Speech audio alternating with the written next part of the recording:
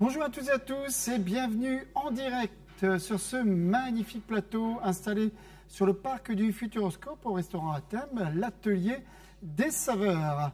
Un plateau qui a été conçu spécialement pour l'événement Impact pour la planète que nous allons vivre ensemble autour d'un enjeu majeur. Je veux parler de l'urgence climatique.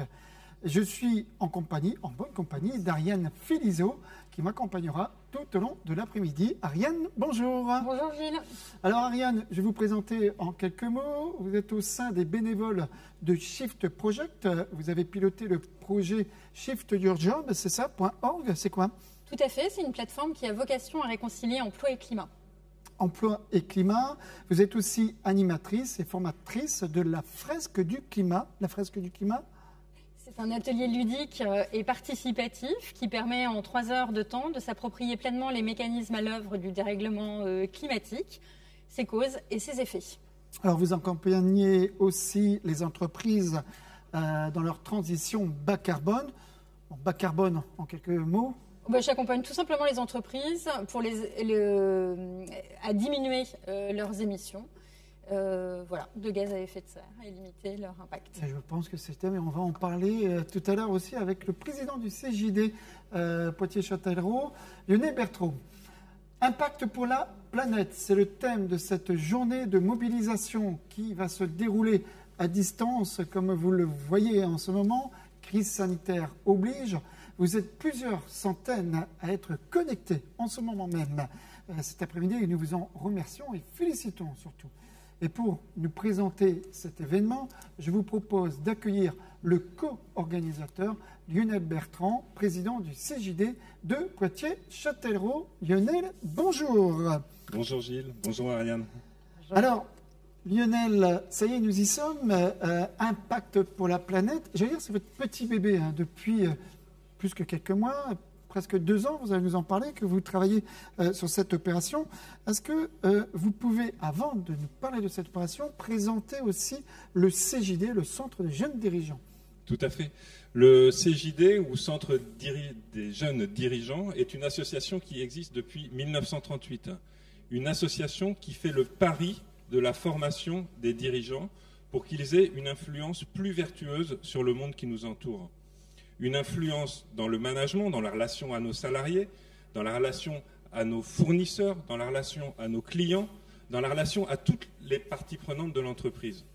Une influence aussi sur la responsabilité que porte chaque chef d'entreprise vis-à-vis de la société et vis-à-vis de la planète. Être CJD, c'est s'ouvrir, c'est découvrir, c'est élaborer d'autres façons d'exercer son métier de dirigeant et de penser l'avenir. Lionel, Impact pour la planète, quels sont les objectifs de cet événement concrètement?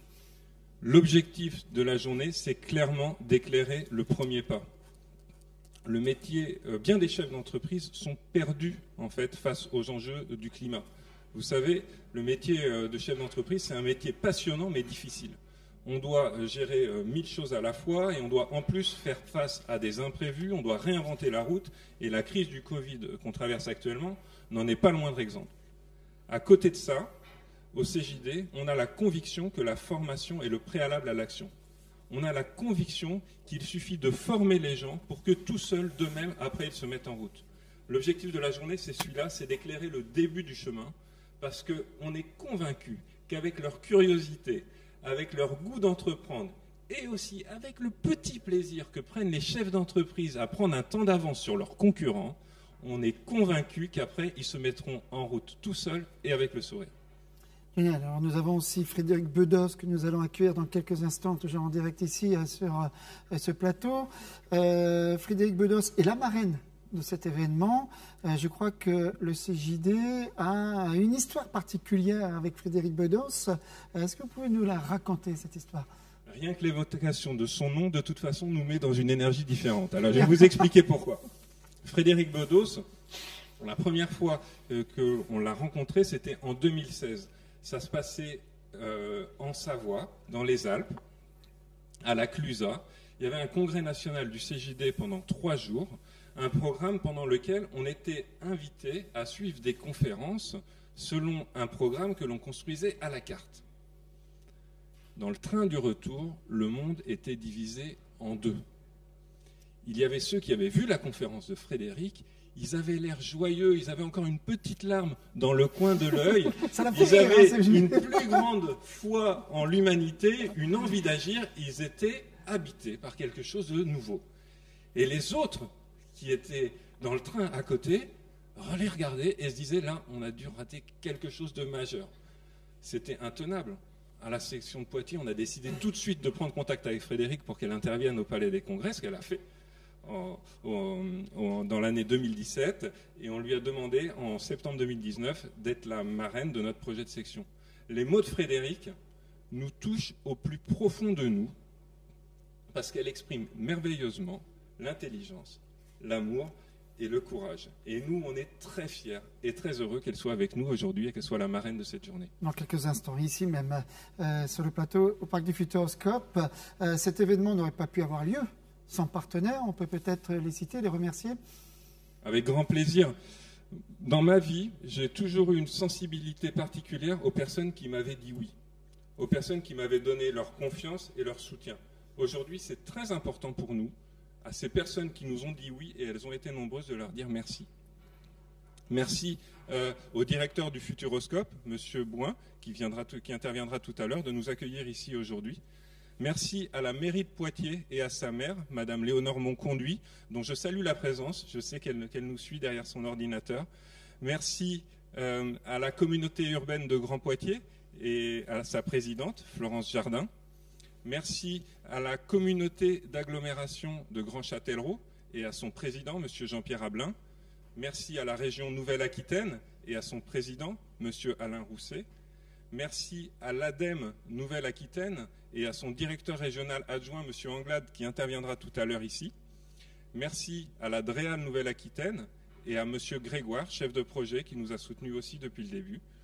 Merci à la société EDF et particulièrement à Philippe Chadéron. Et merci à la société Volvo. Merci aussi à toutes les institutions locales qui ont construit ce projet, qui l'ont réinventé avec nous pendant 2 ans et qui étaient là autour de la table pour chacune des réunions. Je ne peux pas tous les citer là aujourd'hui. Je cite quand même, encore une fois, l'association IAM avec laquelle on a co-organisé cet événement et Éric Audran, son président, qui sera là tout à l'heure.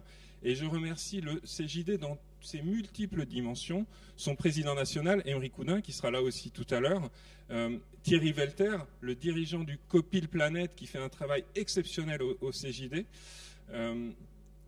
notre présidente de région, Aurélie, et tous les membres du CJD de la section de Poitiers, avec une émotion particulière pour le bureau qui a fait un travail exceptionnel depuis 2 ans pour porter ce projet, et tous les membres de la commission climat. Un merci encore pour les shifters. Les shifters, ce sont les bénévoles du Shift Project. Ce sont des personnes qui donnent de leur temps et de leurs compétences uniquement parce que ça fait sens et parce qu'ils veulent aider à la transition climatique. Ils ont fourni une aide décisive dans la construction des ateliers qui sont présentés cet après-midi. Merci à tous les shifters. Voilà. Un événement comme cela, ça ne se fait pas sans prendre sur son temps de travail, sans prendre sur son temps de famille, sans prendre sur son temps de couple. Merci à tous ceux qui ont pris du temps pour cela et merci aussi à tous ceux qui l'ont rendu possible. Merci Lionel. Je vous propose maintenant d'accueillir celui qui nous reçoit aujourd'hui en direct sur le Parc du Futuroscope. Vous l'avez compris, c'est son directeur général, Rodolphe Bouin.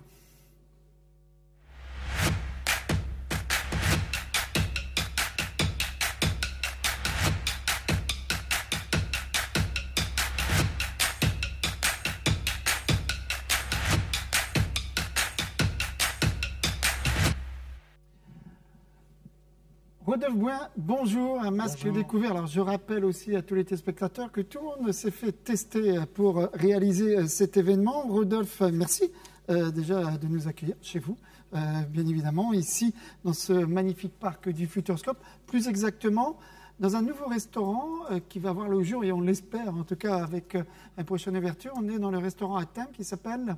Il s'appelle l'Atelier des Saveurs, qui a été donc livré en février 2020 et malheureusement il n'y a pas eu beaucoup de clients, donc on est ravis de vous accueillir ici. On voit qu'on peut se transformer en plateau télé sans difficulté, mais je vous avouerai qu'on aimerait quand même bien avoir des clients qui mangent en famille et ça va venir très vite maintenant. Alors ce parc est en attente pour accueillir enfin les visiteurs. Est-ce que, avant que je vous pose la première question sur le contexte actuel, vous avez une date peut-être à nous dire à tous ceux qui nous regardent? On est impatient de revenir effectivement découvrir aussi les nouveaux projets.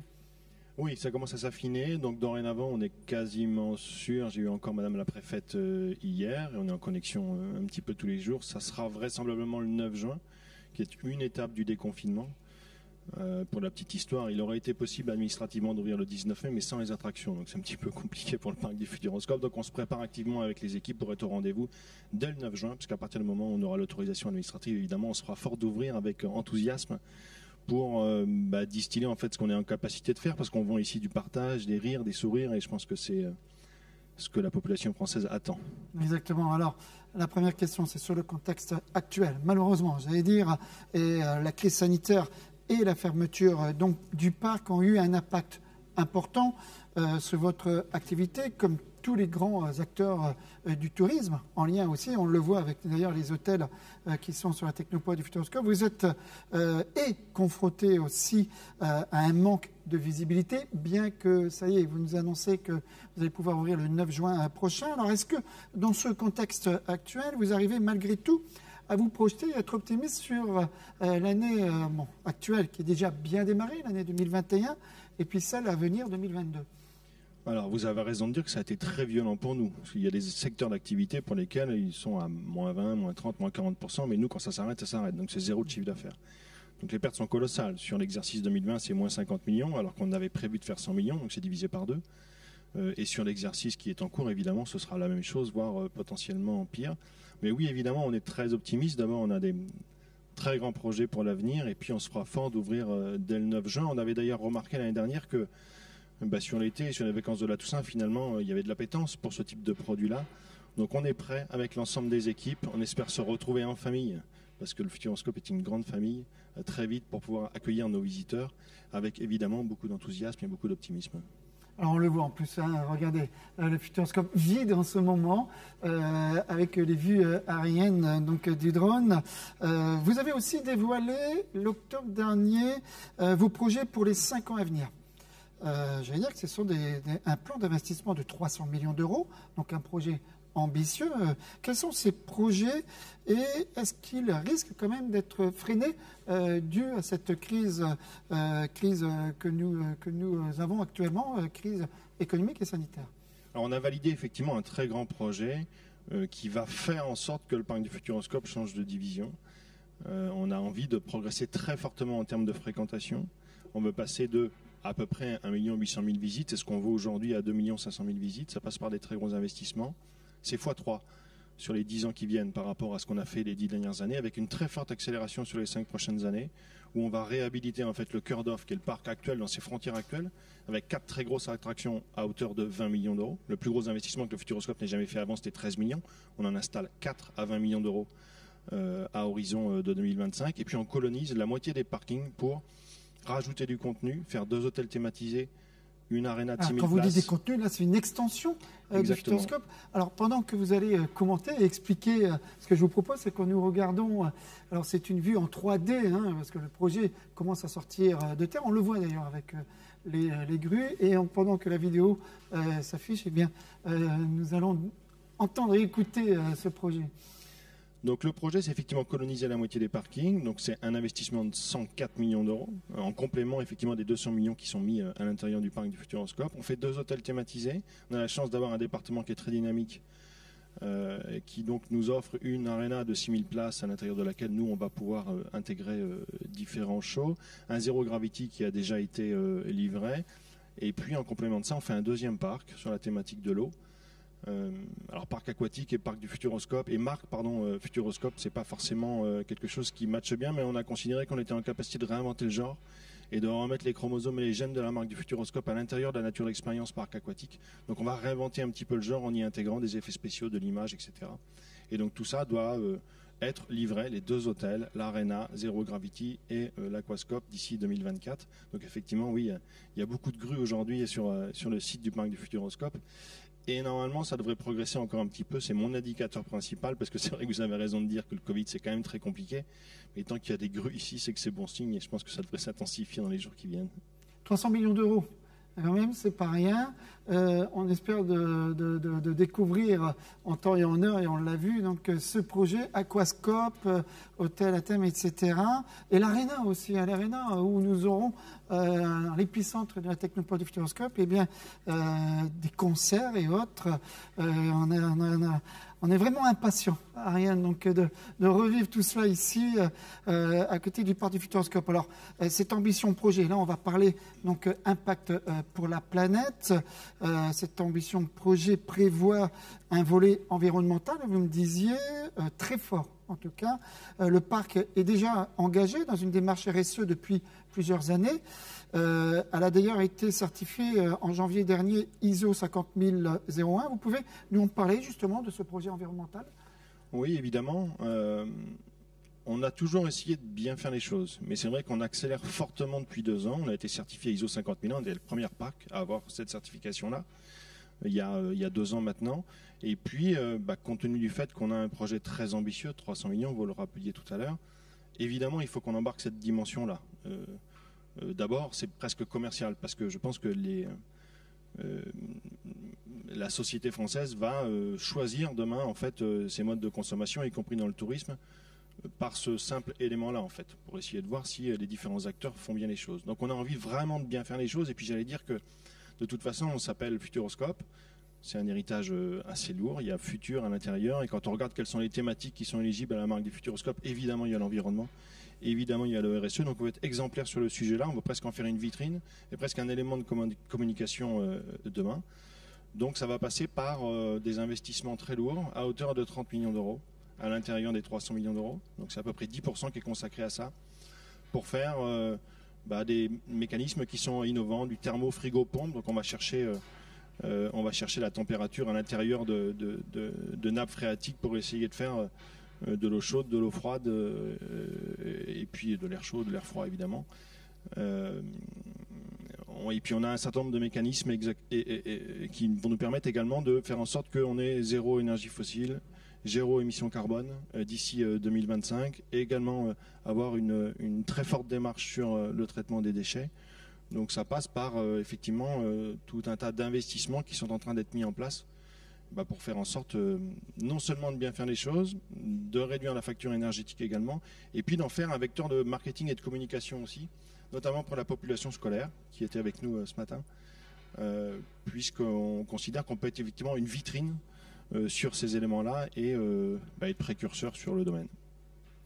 Voilà, tout est dit pour le parc du Futuroscope, avec un avenir à partir du... Enfin, un avenir, plutôt, là on est en plein dedans de la reconstruction, et puis on se retrouve avec les visiteurs nombreux à partir du 9 juin prochain. On croise les doigts cette fois-ci, Rodolphe. Je sais que toute l'équipe est impatiente en tout cas. Et puis merci une fois de plus de nous avoir accueillis pour cet événement. Merci à vous. Alors, je vous propose maintenant d'accueillir le président national du CJD et la marraine aussi donc de cet événement, Aymeric Oudin pour le président national du CJD et Frédéric Bedos. C'est ici, donc toujours en direct. On nettoie, et oui, il faut bien donc que nous gardons ces barrières sanitaires. Je vous le rappelle que nous avons tous été testés pour cet événement. Merci Frédéric Bedos, vous êtes la marraine donc, de cet événement, donc d'être présent aujourd'hui, ce matin déjà avec les lycéens et cet après-midi avec les professionnels. Président donc, du national Aymeric Oudin au niveau du CJD. Bonjour à tous les deux. Président, que représente-t-il au niveau national le CJD? C'est quoi exactement? Bonjour et merci de me donner la parole et de m'accueillir ici au Futuroscope. Je suis ravi d'être là. Le CJD, c'est 5700 adhérents. En France, c'est avec une partie à l'international. Et c'est un mouvement qui existe depuis 83 ans, le plus ancien mouvement patronal. C'est une association qui regroupe des dirigeants engagés autour des valeurs qui sont communes, que sont la solidarité, que sont le respect de la dignité humaine, et surtout qui œuvront pour une économie au service des femmes et des hommes. C'est important de le dire, c'est pas l'entreprise, c'est au service des femmes et des hommes, ça c'est important. Alors, impact pour la planète, là ça vous parle. Tout de suite vous êtes dit, oui, on y va, et je suis le président Lionel Bertrand. Et évidemment, alors déjà Lionel, on ne peut que le suivre, on remarque sa capillarité d'ailleurs absolument remarquable, et qu'on ne peut que saluer. Et au-delà de ça, c'est surtout que Ce projet ici aujourd'hui vient nourrir une de nos 2 ambitions fortes que nous avions mis en place avec Julien et notre équipe du COMEX, Julien, mon vice-président, qui s'articule autour de l'entreprise sur son côté sociétal et puis comment allier écologie et économie. Et donc, évidemment, tout ce qui vient nourrir cet enjeu nous paraît absolument important et un sujet qu'il faut prendre au sérieux. Exactement. Alors nous allons accueillir dans quelques instants le conférencier, Ariane, donc c'est Jean-Marc Jancovici. Un petit mot aussi pour présenter Frédéric Bedos. Ariane, elle est à côté, c'est les femmes qui parlent aux femmes, allez-y. Allons-y, allons-y. Frédéric, un grand honneur de vous accueillir cet après-midi. Vous êtes journaliste, réalisatrice, fondatrice également de l'ONG d'information, le projet Imagine, qui inspire à agir. J'invite vraiment tout le monde à regarder le TEDx de Frédéric Bedos, passionnant et inspirant à l'image de son livre « La petite fille à la balançoire » qui est également une leçon d'amour et de vie. Merci encore Frédéric Bedos d'être parmi nous aujourd'hui. Merci Ariane, et véritablement tout l'honneur est pour moi, c'est vraiment absolument extraordinaire pour moi d'être avec vous aujourd'hui. Je sais toute l'opiniâtreté qu'il a fallu pour que cet événement puisse avoir lieu, envers et contre tout, mais ça, depuis le temps que je commence à connaître les gens du CJD, je dois dire, c'est vraiment ce qui vous caractérise. C'est que finalement, oui, il y a des épreuves, il y a voilà, le vent peut être contraire, mais nous, on lâche rien, on continue, on s'adapte, on trouve des solutions, et donc c'est ce qui fait qu'on est aujourd'hui. Ça s'appelle Impact pour la planète. Moi, je suis très très fière d'être associée à cet événement et je vous remercie. Merci à vous en tout cas Frédéric Bedos d'être la marraine. Émeric, on est parti. Je vous propose maintenant de découvrir le conférencier Jean-Marc Jancovici et en duplex. Jean-Marc Jancovici.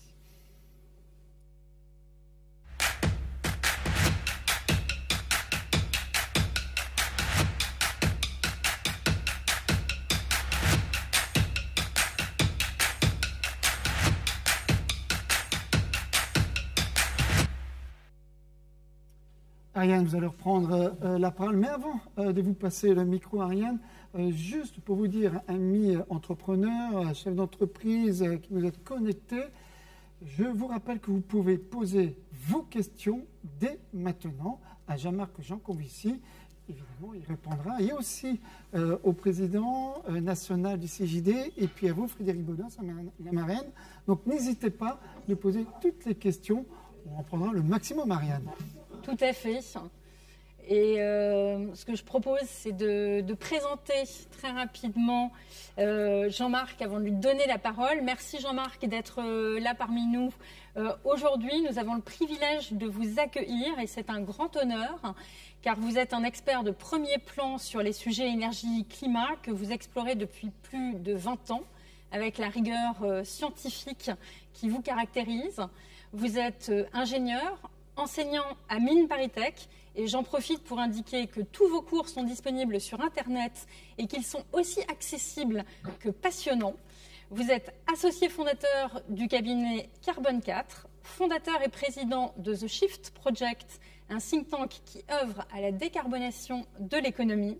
Vous êtes membre du Haut Conseil du climat et enfin auteur et conférencier. Vous répétez qu'avant d'agir, il est indispensable de bien comprendre le problème. Alors Jean-Marc, nous vous laissons l'exposer aux professionnels qui nous écoutent avant de nous retrouver dans une demi-heure pour une séance de questions-réponses. Très bien. Vous m'entendez ? Oui, très bien. On vous entend 5 sur 5. Parfait. Alors, d'abord, j'ai une très bonne nouvelle pour vous. Heureusement que je ne suis pas venu. Car j'ai appris pas plus tard que hier soir que j'étais cas contact pour le Covid. Donc vous avez tous échappé à une mort douloureuse, longue et certaine grâce à mon absence. Voilà, j'espère que vous m'en serez évidemment reconnaissant. La deuxième chose que je vais faire, c'est que donc si j'ai bien compris, on avait décidé de découper cette séquence en 2 morceaux. Il y a un premier morceau où je vais essayer de vous raconter un tout petit peu ce que j'ai moi-même compris quelque part sur le problème à traiter quand on parle du problème énergie-climat. Et puis derrière, il y aura une séquence de questions.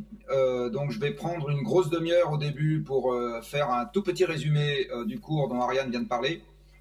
Et ensuite, j'aurai le plaisir d'échanger avec vous pour voir des fois que ça vous suggère un tout petit grattage de tête. Vous voyez le partage d'écran là. Et voilà, juste avant. donc ça vient, Jean-Marc Jancovici. C'est parti. Super. C'est bon? Oui.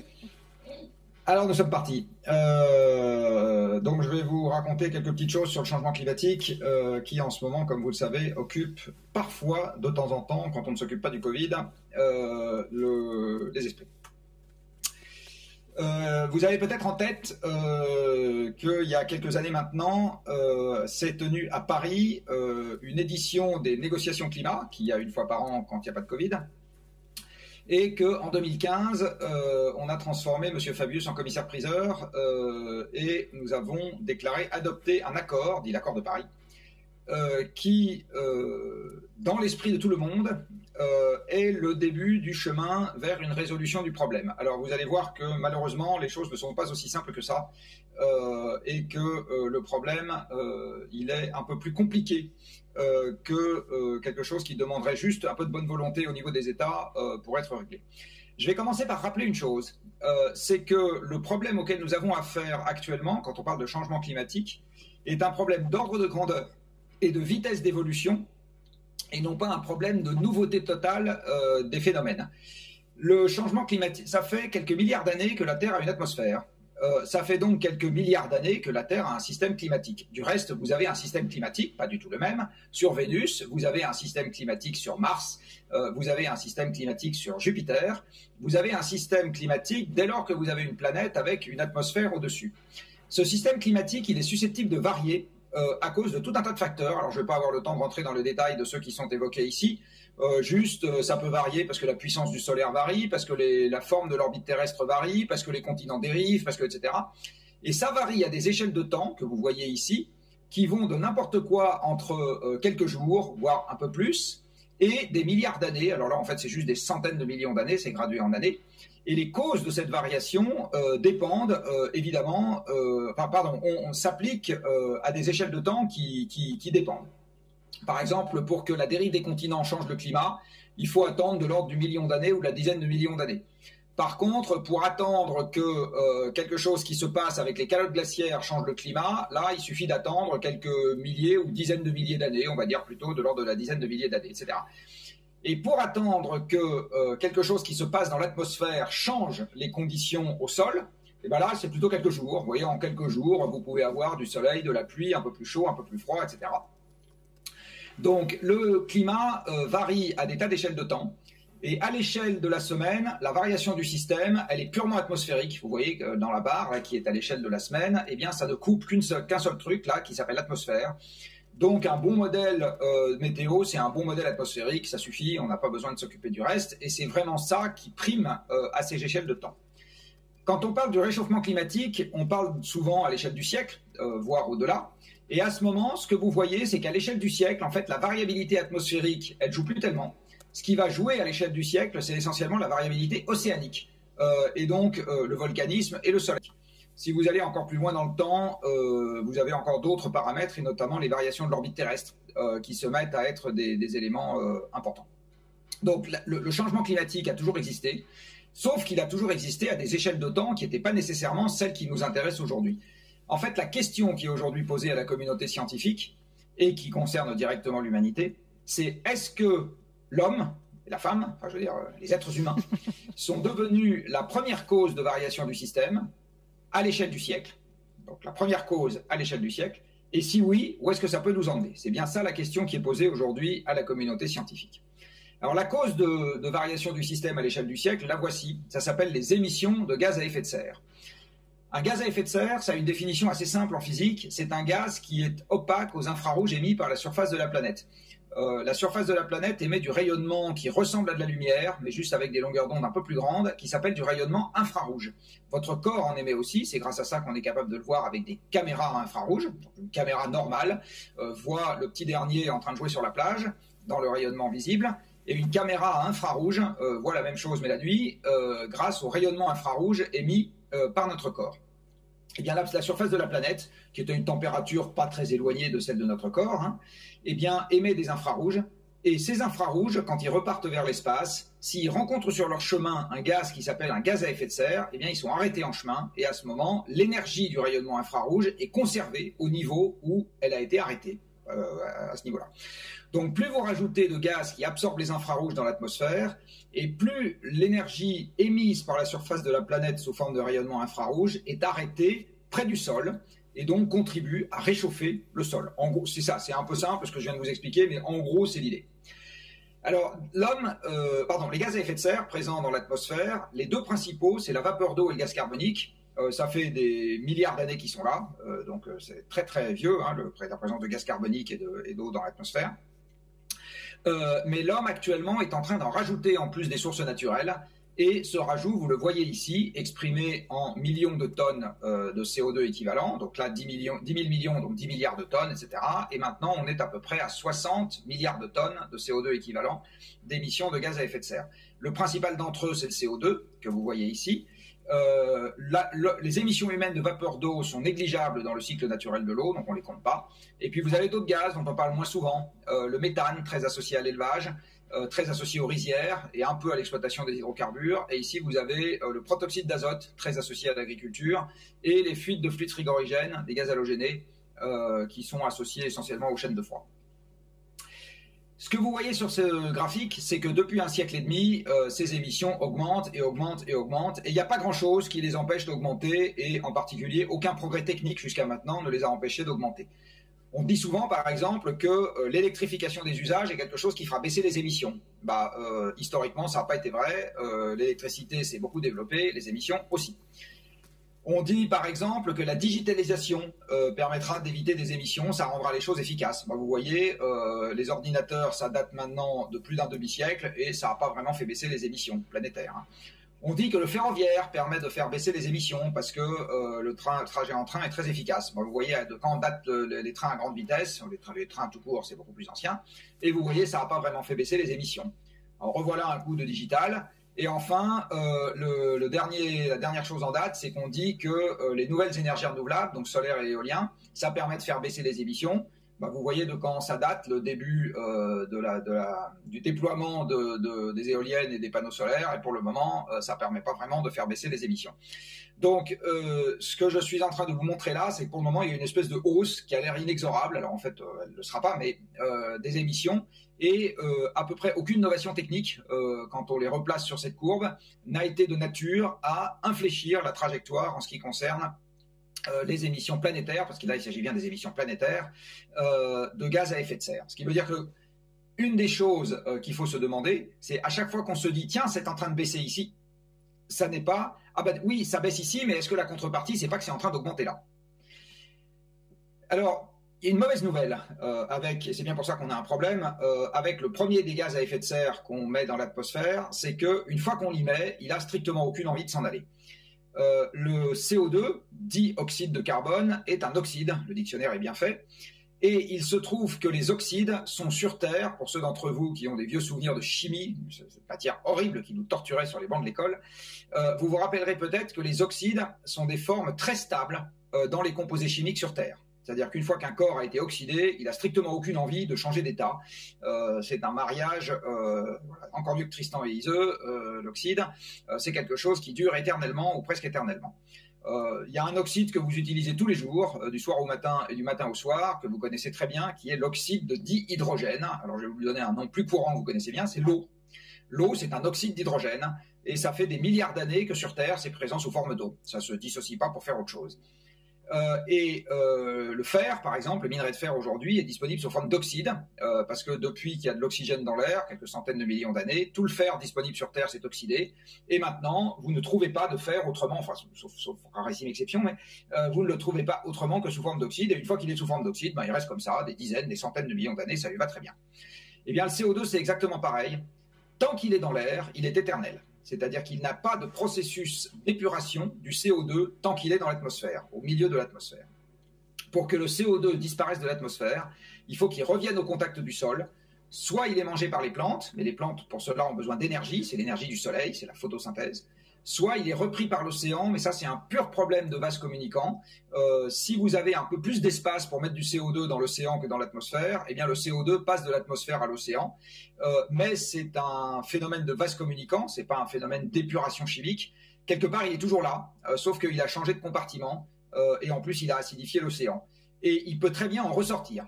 En particulier, si on chauffe l'océan, le CO2 ressort de l'océan, parce que le CO2 n'aime pas l'eau chaude, il n'aime pas se dissoudre dans l'eau chaude, et donc il n'y a pas de séquestration éternelle du CO2 une fois qu'il est dans l'océan. C'est juste un processus d'équilibrage entre l'atmosphère et l'océan. Donc cette durée de vie très, très longue du CO2 dans l'atmosphère se matérialise sur le graphique que je suis maintenant en train de vous montrer. À cause de nos émissions de gaz à effet de serre, nous avons augmenté la quantité de CO2 dans l'atmosphère. Au moment où les hommes ont découvert les joies du charbon, donc on va dire il y a 2 siècles, vous aviez dans l'atmosphère 280 millilitres par mètre cube, ce qu'on appelle des millionièmes, 280 millilitres par mètre cube de CO2. Aujourd'hui, vous en avez un peu plus de 410, donc la quantité de CO2 a augmenté. Eh bien, si demain matin on arrêtait les émissions, le CO2 présent dans l'atmosphère ne va pas s'en aller instantanément, loin s'en faut. Au bout d'un siècle, vous avez à peu près la moitié du surplus qui s'est en allé, la moitié seulement, l'autre moitié est toujours là. Au bout d'un millénaire, vous avez entre 20 et 30% qui est toujours là. Et le climat du début du XXe siècle, il est irrattrapable, il est perdu à tout jamais pour le restant des temps historiques. Et en fait, même le climat de l'an 2000, il est perdu à tout jamais pour le restant des temps historiques. On ne le reverra jamais. Et le climat de l'an 2020 va s'en aller à cause de cette inertie du CO2 dans l'atmosphère, quoi qu'on fasse à partir de maintenant. Et il faut bien comprendre qu'en même temps qu'on a besoin de réduire les émissions et les faire disparaître le plus vite possible, il faut aussi qu'on s'adapte à une dérive climatique qui de toute façon va s'amplifier à cause de cette inertie absolument considérable. Donc ce sur quoi j'insiste en ce moment, et c'est évidemment très désagréable parce que nous sommes habitués à raisonner sur des pas de temps beaucoup plus courts, c'est que de toute façon, il est impossible de remettre le système en l'état, même quand on décide que la plaisanterie a assez duré. C'est juste impossible. Et alors ce problème s'échelonne donc sur des pas de temps qui bien évidemment vont très au-delà d'une vie humaine, voire de plusieurs vies humaines évidemment, et surtout très très au-delà du pas de temps que nous utilisons pour gérer nos affaires, qu'il s'agisse des mandats politiques, qu'il s'agisse de la stratégie de long terme dans une entreprise cotée, et même dans une entreprise pas cotée, il y a quand même peu d'entreprises qui échappent à la gestion de leur temps sur des horizons courts. Si vous avez la malchance d'être un sous-traitant ou un fournisseur de quelqu'un qui vous pressure un peu le kiki, eh bien votre pas de temps, ça va être votre plan de trésorerie à 3 mois, ce qui est un peu court pour s'occuper de la gestion de ce problème. Donc c'est ça l'un des sujets majeurs dans le cadre du changement climatique, c'est l'asymétrie totale entre les pas de temps qui caractérisent le problème et les pas de temps qui caractérisent nos sociétés modernes. Vous avez ici une courbe qui est la traduction de la conséquence principale qu'on retient quand on parle de réchauffement climatique, qui est que ça se réchauffe. Alors moi maintenant j'utilise de plus en plus le terme de dérive climatique, je le préfère à la notion de réchauffement, pour plusieurs raisons. D'abord, réchauffement, ça a véhiculé plein de malentendus. Les gens se sont dit, bon, on enlèvera le pull un peu plus tôt l'hiver et on ira un peu plus tôt à la plage l'été. Du reste, il y a quelques médias de temps en temps qui font des marronniers avec, ah, regardez, en avril, il fait beau, on peut aller se baigner, c'est quand même formidable. Oui, c'est sûr. Mais c'est pas du tout la seule conséquence, on va en voir d'autres derrière. Ici, et en tout cas, c'est pas la conséquence que lui donnent les physiciens, parce que les physiciens, quand ils parlent de température, en fait, ils parlent d'énergie contenue dans un système. C'est ça vraiment qui, eux, a de l'importance, mais c'est plus difficile à vulgariser. Alors, ce que vous voyez, c'est que si on prend comme année de référence, ou exactement période de référence, la deuxième moitié du 19e siècle, la température est restée stable à cette valeur de référence pendant la deuxième moitié du 19e siècle, a commencé à augmenter la température moyenne de la planète jusqu'à aujourd'hui. Et ce que vous voyez, c'est qu'à l'avenir, ça va se passer de façon très discriminée à la fin du siècle en fonction des émissions que nous allons occasionner. Donc ça, on va dire en jaune, c'est une trajectoire type accord de Paris. En rouge, c'est une trajectoire où on a plein de charbon, de pétrole et de gaz à brûler et on est capable de les brûler. J'y reviendrai à la fin. Je pense que en fait, cette trajectoire est impossible parce que le système craquera bien avant ça et l'économie arrêtera de croître bien avant ça pour tout un tas de causes, dont le changement climatique. Mais ce que vous voyez surtout de très important, c'est qu'en gros, d'ici à, allez, on va dire, là, la simulation, elle démarre en 2015, enfin 2010-2015, et vous voyez qu'entre 2010 et 2040, à peu près toutes les trajectoires empruntent le même chemin. Donc ça, c'est la conséquence de ce que je viens de vous dire sur l'inertie du CO2 dans l'atmosphère. Ce qu'il faut comprendre, et c'est évidemment une très mauvaise nouvelle, c'est que d'ici à ce que vos enfants aient votre âge, de toute façon, quoi qu'on fasse sur les émissions, le climat va dériver de la même manière. Quoi qu'on fasse sur les émissions d'ici à ce que vos enfants aient votre âge, le climat va à peu de choses près dériver de la même manière. C'est évidemment très désagréable comme conclusion parce que ça veut dire qu'on n'a pas de pédale de frein qu'on peut actionner à bref délai. Vous voyez que les 2 degrés, on va les taper dans tous les cas de figure. Je dis bien dans tous les cas de figure, on tape les 2 degrés. Et l'accord de Paris permet de les taper de manière transitoire et de descendre en dessous à condition que le système ne s'emballe pas parce que je vais vous montrer derrière des facteurs d'emballement du système qui pour le moment ne sont pas dans ces simulations-là et qui font qu'on pourrait très bien ne pas revenir en dessous des 2 degrés. Alors pour comprendre à quel point on est en train de parler de quelque chose de très important quand on parle de quelques degrés, je vous propose maintenant 2 petites cartes que j'adore. La première, c'est les écosystèmes qui sont aujourd'hui capables de prospérer en Europe à condition qu'on leur fasse pas de misère en les supprimant pour faire des champs, des routes, des sièges sociaux, des écoles et des choses beaucoup plus indispensables comme des stades de foot. Voilà. Donc si on les supprime pas, eh bien à ce moment, ce que vous avez en Europe, enfin ou ce que vous aviez plus exactement au XXe siècle en Europe, parce que ça commence déjà à devenir un peu faux, c'est essentiellement des écosystèmes forestiers. C'est-à-dire qu'il pleut assez et il fait ni trop froid ni trop chaud pour qu'on ait des grosses espèces végétales. Voilà, c'est ça donc en gros, les choses se passent bien, on va dire. C'est un peu moins luxuriant que ce que vous avez à l'équateur. C'est pas mal quand même.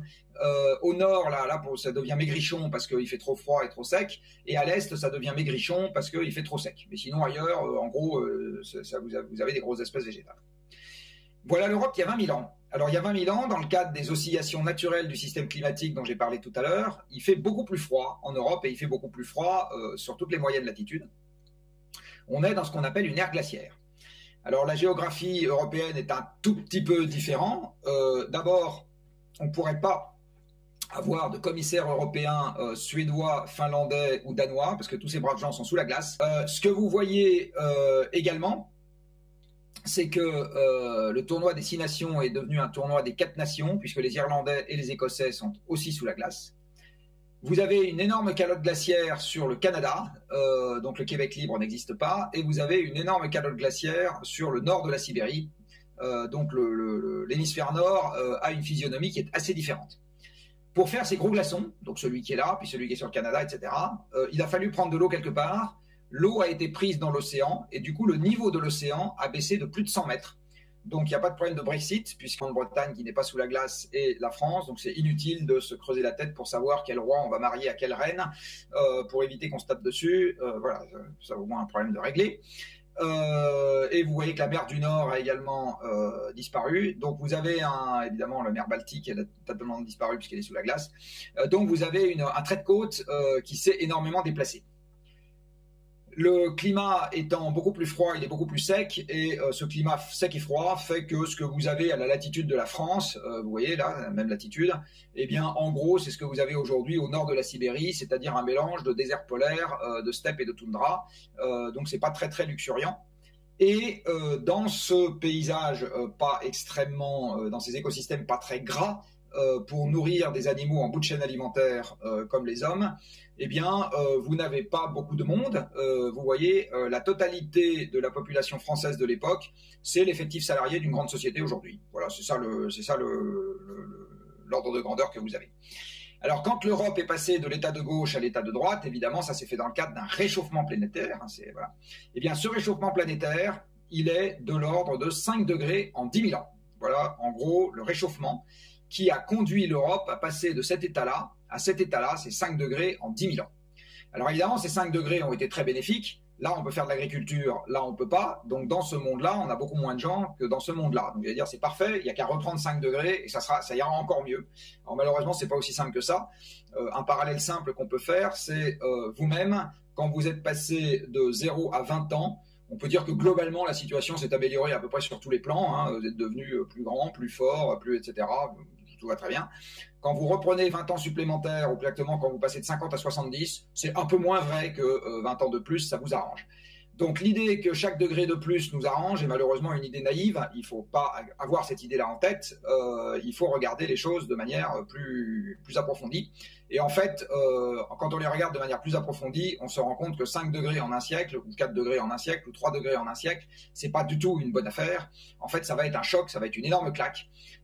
Et quand on voit ce que produit 5 degrés en 10 000 ans, moi, ce que je peux vous dire, c'est que 5 degrés en un siècle, ça sera la guerre partout. C'est plutôt comme ça, c'est ça qu'il faut avoir en tête, parce que ça va impacter des sociétés sédentaires, et c'est la stabilité du climat depuis 10 000 ans qui nous a permis de nous sédentariser.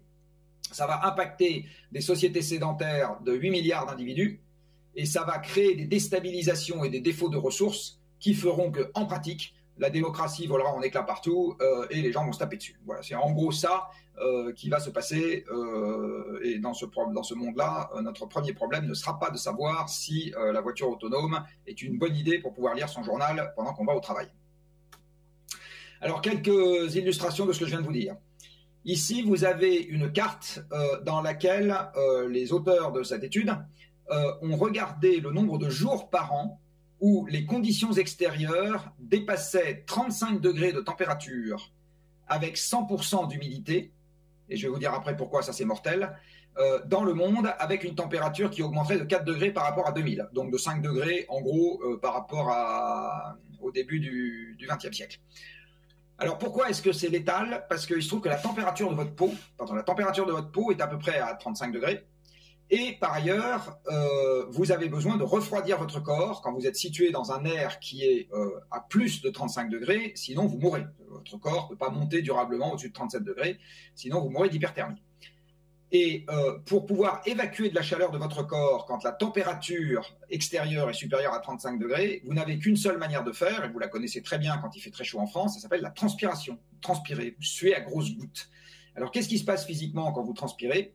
Vous mettez de l'eau sur votre peau et cette eau s'évapore, et en s'évaporant, elle emporte avec elle de la chaleur, elle emporte avec elle de l'énergie qui est contenue dans votre corps, et c'est comme ça que votre corps se refroidit. Mais si l'air extérieur est saturé d'humidité, s'il est à 100% d'humidité, l'eau qui est à la surface de votre corps ne peut pas s'évaporer, il n'y a plus de place pour elle dans l'atmosphère qui est déjà saturée d'humidité, et donc vous ne pouvez plus refroidir votre corps. Donc si vous êtes dans un air dont la température extérieure est à plus de 35 degrés, et vous avez 100% d'humidité, vous ne pouvez plus sortir dehors sans mourir, en gros. Enfin, pas instantanément, mais assez vite. Et là, vous voyez que ça concerne potentiellement entre 1 et 2 milliards d'individus à l'horizon de la fin du 21e siècle. Alors, vous comprenez bien que 1 à 2 milliards d'individus qui ne peuvent plus sortir dehors, c'est plus de 300 jours par an, c'est un peu compliqué pour eux quand même, parce que pour les activités agricoles, par exemple, ça pose quelques petits sujets. Et bien évidemment, ces gens-là vont pas rester là où ils sont. Donc, une partie d'entre eux va vouloir aller voir ailleurs le temps qu'il fait, c'est le cas de le dire. Et quand vous avez 1 milliard d'individus qui n'ont pas envie de rester là où ils sont, bah, ça fait un peu de rififi un peu partout dans le monde, même et y compris en Europe. Deuxième conséquence du réchauffement climatique, c'est que vous allez avoir une modification du cycle de l'eau. Et cette modification du cycle de l'eau, elle va engendrer dans certains endroits une augmentation des précipitations moyennes, une augmentation de l'humidité des sols, mais dans d'autres endroits, ça va engendrer une baisse des précipitations et une baisse de l'humidité des sols. Et on peut avoir les sols qui deviennent beaucoup moins humides, même à précipitations constantes. Il suffit pour cela que l'évaporation augmente fortement et que les précipitations se concentrent sur quelques épisodes intenses dans l'année et qui ne pleuvent pas le reste du temps. Et bien, c'est ce qui est en route pour le pourtour du bassin méditerranéen que vous voyez ici.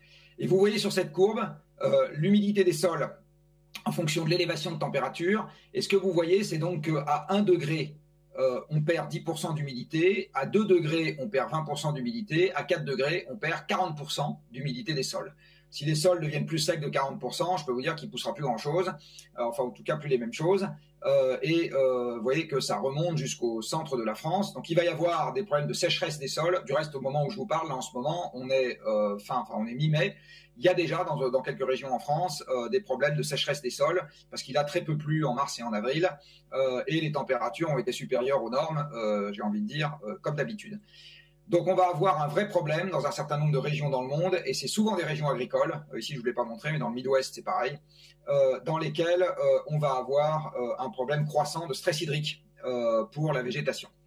Alors ça va engendrer une baisse des rendements alimentaires. Et ce que vous dit le GIEC, là sur le panneau, sur le truc de droite, c'est que à partir de 2,5 degrés d'élévation de température globale, eh bien, l'insécurité alimentaire devient généralisée et non gérable. C'est ça la signification du code couleur violet, c'est généralisé et non gérable dans le monde. Un monde dans lequel vous avez de l'insécurité alimentaire généralisée est un monde violent, parce que l'histoire nous enseigne que quand la disette s'installe, en général, les gens n'aiment pas ça et ils se mettent à remuer. Ici, vous avez une carte qui vous donne l'inflammabilité des forêts françaises entre le début du 21e siècle que vous avez là et la fin du 21e siècle avec un scénario très émissif. Mais rappelez-vous que jusque entre là et là, de toute façon, ce qui va se passer ne dépend pas du scénario d'émission, puisque l'élévation, enfin la dérive climatique planétaire sera à peu près la même dans tous les cas de figure, en tout cas pour là. Ce que vous voyez, c'est qu'avec un scénario émissif, à la fin du siècle, toutes les régions françaises, sauf rarissime exception, sont inflammables, comme l'arrière-pays méditerranéen aujourd'hui. C'est le même code couleur que vous avez là et que vous avez partout là. Donc la forêt de Compiègne, la forêt de Chantilly, la forêt de Fontainebleau, pour ceux d'entre vous qui connaissent un peu le bassin parisien, tout ça, pouf, disparu. Ça se mettra à cramer.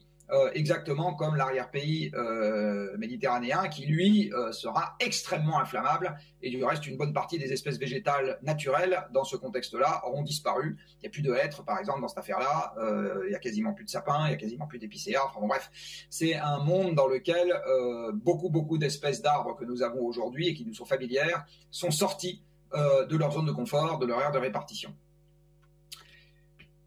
Les phénomènes extrêmes vont s'intensifier, ça c'est dû à de la physique de base, parce que le réchauffement climatique ira de pair avec un refroidissement de la stratosphère, et à ce moment ça augmente la différence de température entre la surface et la haute atmosphère, et ça augmente la puissance de la pompe convective qui met en route les tornades, les orages, les ouragans. Alors sur les ouragans, les modèles ont déjà une conclusion à nous proposer, qui est que l'intensité unitaire va augmenter, donc les phénomènes seront plus violents globalement. Sur les tornades et les orages, il n'y a pas de conclusion parce que c'est des trop petits phénomènes pour que les modèles qui ont des mailles un peu grosses puissent les apprécier.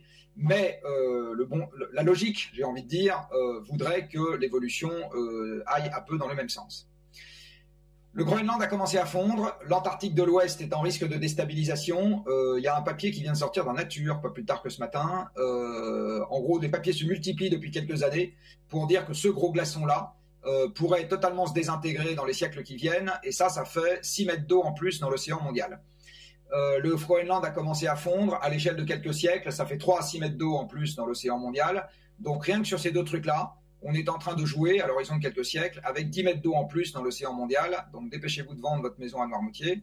Et ou sur l'île de Ré. Et ce que vous voyez là pose évidemment la question de toutes les implantations humaines qui sont en bord de mer.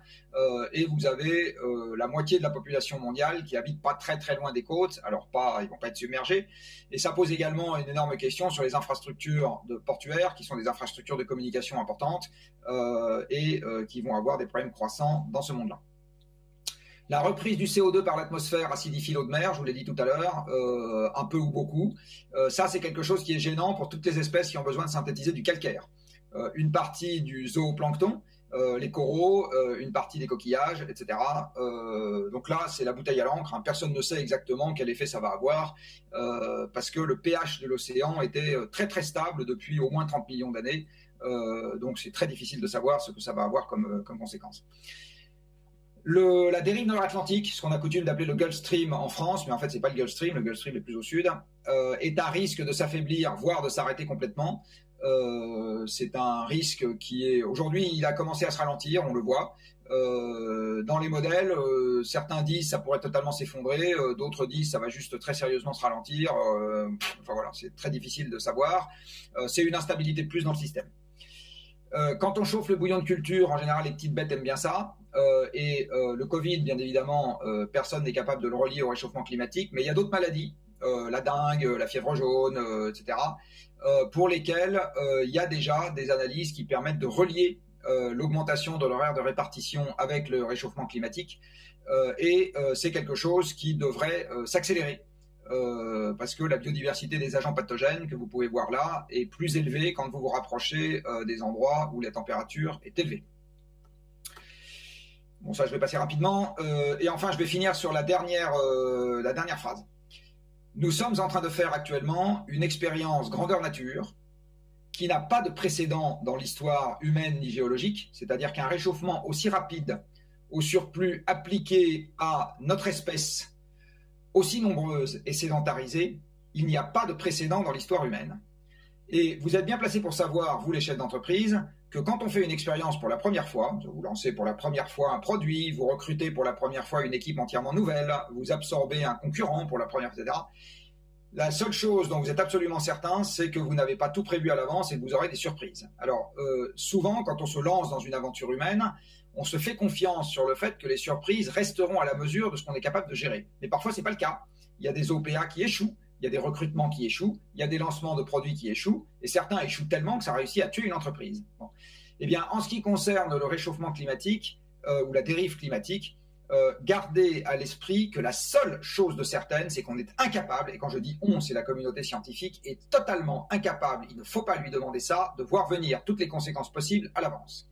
Et à partir du moment où on fait une expérience avec toutes les conséquences possibles qui ne sont pas prévisibles, ça veut dire que nous aurons des surprises. C'est la définition même d'une conséquence que vous n'avez pas vu venir. Le Covid est une surprise. Celle-là, on l'a un peu vu venir si on écoute les virologues, sans être capable de la dater précisément. Eh bien, le changement climatique, c'est pareil. Ça va vous faire des Covid à répétition qui seront de plus en plus amples à mesure que le temps passera. Ça va vous faire des signes noirs, ce qu'on appelle, vous savez, des trucs imprévus. Et voilà. Donc, il faut vous dire qu'à partir de maintenant, c'est pas business as usual qu'il faut avoir en tête, c'est business as unusual. Nous entrons dans un monde qui va être un monde volatile, pour partie imprévisible, avec des surprises, l'essentiel d'entre elles étant généralement pas très bonnes. Voilà, c'est dans ce monde-là qu'il va falloir naviguer, c'est dans ce monde-là qu'il va falloir avoir des plans qui vont nous permettre de limiter la casse, c'est dans ce monde-là qu'il va falloir rêver et avoir de l'espoir, c'est bien dans ce monde-là qu'il va falloir se diriger. Alors, si on veut limiter la casse, c'est quoi le cahier des charges ? Vous avez ici un graphique qui est issu du dernier rapport plein du GIEC, du dernier gros rapport. Le prochain est attendu pour la fin de l'année et l'année prochaine, qui vous donne le réchauffement global de la planète en fonction de la quantité totale de gaz à effet de serre, et en particulier de CO2, que nous mettrons dans l'atmosphère. Donc, ce que vous pouvez constater, c'est qu'il est à peu près linéaire. Dit autrement, le réchauffement climatique, au premier ordre, dépend de façon linéaire de la quantité totale de CO2 que nous mettons dans l'atmosphère. Alors, le réchauffement est linéaire, mais les conséquences ne sont pas du tout linéaires. Je vais prendre un exemple qui vous parlera, je l'espère, qui est votre propre corps. Prenons plutôt le corps d'un enfant, d'un jeune enfant, d'un nourrisson. Eh bien, si le nourrisson, un jour, il a un coup de fièvre et que sa température passe de 37 à 38 degrés, vous n'êtes pas plus inquiet que ça, vous vous dites, bon, il a un petit coup de chaud, là, c'est pas grave, il suffit d'attendre, ça va passer. Mais s'il n'a pas 1 degré d'élévation de température, mais 5 degrés d'élévation de température, alors là, je peux vous dire que vous allez devenir sacrément fébrile en vous demandant s'il ne va pas y passer. Eh bien, c'est exactement la même chose. Donc, 5 degrés, c'est pas 5 fois plus grave que 1 degré. Puis 1 degré, c'est vraiment pas grave, et donc 5 fois pas grave, c'est pas grave, quoi. Bon. Eh bien, c'est exactement pareil en ce qui concerne le réchauffement climatique. Les conséquences à 2 degrés, c'est pas 2 fois les conséquences à 1 degré, c'est peut-être 1000 fois les conséquences à 1 degré. Et les conséquences à 4 degrés, c'est pas 4 fois les conséquences à 1 degré, c'est peut-être 1 million de fois les conséquences à 1 degré. Hein. Donc, il faut se sortir de la tête ce que j'ai coutume d'appeler l'illusion linéaire, et qui est d'autant plus forte que dans le monde économique, les règles de 3 et les règles de proportionnalité ont fait ça en permanence. Hein. 1 chauffe-eau, 1000 euros, 2 chauffe-eau, 2000 euros, 3 chauffe-eau, 3000 euros. Enfin, on n'arrête pas de raisonner de manière linéaire dans le monde économique. Dans le monde physique, c'est plutôt l'exception de la règle. Mais là, vous avez quand même une règle linéaire entre 2 grandeurs qui sont le réchauffement global et, pas les conséquences encore une fois, et les émissions cumulées. Alors, à fin 2018, notre espèce avait rajouté un peu plus de 2000 milliards de tonnes de CO2 dans l'atmosphère, donc une large partie est encore là.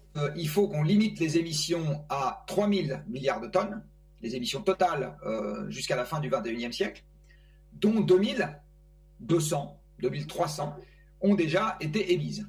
Ça veut dire qu'il nous reste à l'avenir, en gros, le tiers, si on veut tenir l'accord de Paris. Et ça veut dire en gros que les émissions doivent baisser de 5% par an à partir de maintenant, allez, on va dire pour les quelques décennies qui viennent. 5%, c'est la baisse que nous avons eue en 2020 à cause du Covid. Donc retenez que pour tenir les 2 degrés de l'accord de Paris, il nous faut un Covid supplémentaire tous les ans. Et bien évidemment, quand je vous dis ça, je suis en train de vous dire une chose que vous comprenez tout de suite de manière intuitive, ça n'est pas compatible avec la croissance économique. Donc on ne fera pas les 2 degrés dans un monde en croissance économique. Donc il va falloir choisir, ou bien on veut la croissance, et à ce moment, advienne que pourra sur les conséquences du changement climatique tant que ça passe, ou bien on veut vraiment préserver l'environnement et qu'on se trouve d'autres projets pour l'avenir que de vouloir faire augmenter sans cesse la taille de l'économie. Alors dans les émissions de gaz à effet de serre qui n'ont pas arrêté d'augmenter, il y a une cause qui est très importante, qui est l'augmentation de la quantité d'énergie qu'on utilise. Et vous voyez que depuis 1 siècle et demi, le pétrole est venu en plus du charbon, le gaz est venu en plus du pétrole, l'hydroélectricité, nucléaire, etc. Et là, vous avez ce qui excite tout le monde là en ce moment, les nouvelles énergies renouvelables, vous en avez plein les articles de journaux. En fait, vous voyez ce que ça représente au regard de la quantité totale d'énergie qu'on mobilise dans le monde. Pour le moment, ça vaut à peine l'encre sur le papier. Alors, vous allez me dire, oui, mais plus tard, très bien, on en reparlera. Pour le moment, c'est pas majeur.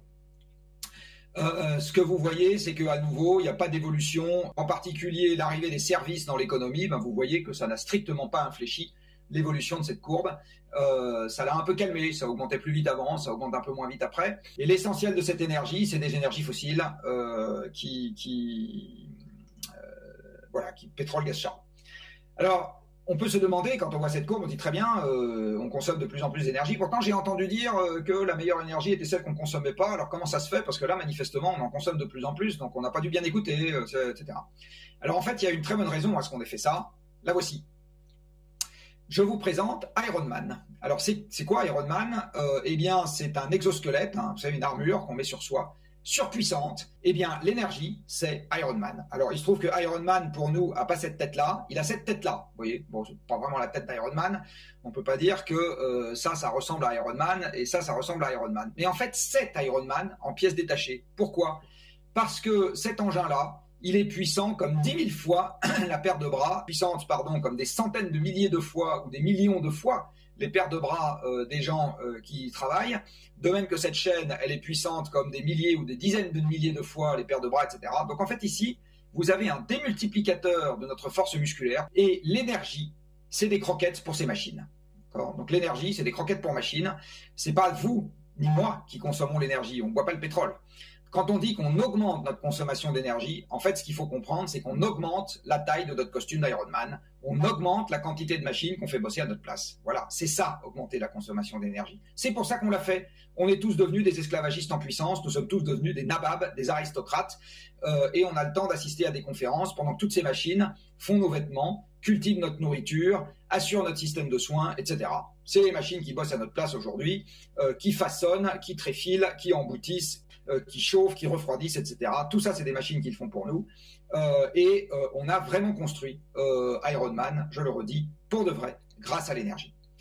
Si je vous propose un tout petit calcul d'ordre de grandeur, en fait, la puissance des machines dont nous disposons sur Terre a permis de multiplier par plusieurs centaines la puissance des muscles de l'énergie, qui sont les croquettes pour machines spéciales. Pour faire le même PIB sans machine, il faudrait que la population planétaire passe à 1600 milliards d'individus. Je vais vous le dire encore autrement, le smicard français vit comme s'il avait 500 esclaves à sa disposition. Comparé aux paysans d'il y a 2 siècles, le smicard français est un nabab. Voilà, c'est ça l'énergie, c'est ça qu'elle nous a permis de faire et c'est pour ça qu'on n'en a jamais assez. Avoir un monde 100% en énergie renouvelable, c'est tout à fait possible, ça pose aucun problème. Voilà un exemple de monde 100% renouvelable, voilà, qu'on a bien connu. Vous avez ici une barque en bois renouvelable qui navigue sur une rivière renouvelable, avec là une perche en bois renouvelable et un batelier renouvelable. Vous aviez éventuellement pas dessiné là, mais un moulin avec du vent renouvelable. Tout ça était parfaitement renouvelable. Donc faire un monde 100% ENR, ça ne pose aucun problème. Alors je dis bien aucun problème. Faire un monde pour 8 milliards d'individus voulant vivre comme un smicard français 100% renouvelable, vous ne le verrez jamais de votre vie. Voilà, jamais. Ça n'arrivera jamais. C'est physiquement impossible parce que les énergies fossiles sont considérablement supérieures physiquement aux énergies renouvelables et c'est bien pour ça que dans ce monde-là, vous n'avez pas de civilisation industrielle qui est apparue. Il a duré 10 000 ans ce monde-là, hein. On l'a amélioré, on a fait des moulins à eau un peu plus efficaces, des bateaux à voile un peu plus efficaces, etc. Mais on n'a pas fait de civilisation industrielle. Alors que les gens étaient aussi intelligents qu'aujourd'hui.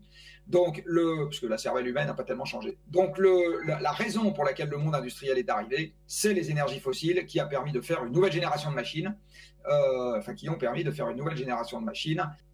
Voilà, donc je finis cette intervention en vous montrant qu'aujourd'hui, on est dans une situation qui est pas simple. La situation pas simple dans laquelle on est, c'est que en gros, ou bien on essaye de repousser un peu, tant que ça passe, les limites planétaires pour avoir une économie qui continue à être en expansion. Et à ce moment, on se prendra une gueule de bois d'autant plus sévère qu'on aura des effets de flamme, des effets de retour qui seront importants, dont la dérive climatique. Ou bien on dit non, on va se mettre au régime tout de suite, on a bien compris. Et à ce moment, ça n'est pas compatible avec la croissance économique. Il faut contracter l'économie. Voilà. Donc, vous avez ici, alors dans ce scénario-là, l'économie finit par se contracter aussi, hein, sous le coup de l'adversité, c'est-à-dire manque de ressources, réchauffement climatique, etc. Voilà le monde dans lequel on est, et c'est dans ce monde-là qu'il faut trouver une raison d'espérer pour l'avenir. Alors, je vais juste finir avec ça, un peu de pub. C'est à peu près à ce programme-là qu'on essaye en ce moment de travailler au Shift Project depuis 1 an maintenant, c'est-à-dire depuis le début du Covid, qui a quand même sonné quelques personnes et fait comprendre que les mauvaises surprises, ça pouvait exister. On s'est mis à la planche à dessin pour essayer de faire un programme qui permette de concilier le respect des limites planétaires, au premier chef desquelles le climat, dont je viens de vous parler, et quand même le fait que les gens aient un job et regardent l'avenir avec un peu de confiance. Et on a appelé ça le plan de transformation de l'économie française. Donc c'est comment est-ce qu'on marie la sobriété et l'emploi, si je dis les choses de manière un peu claire.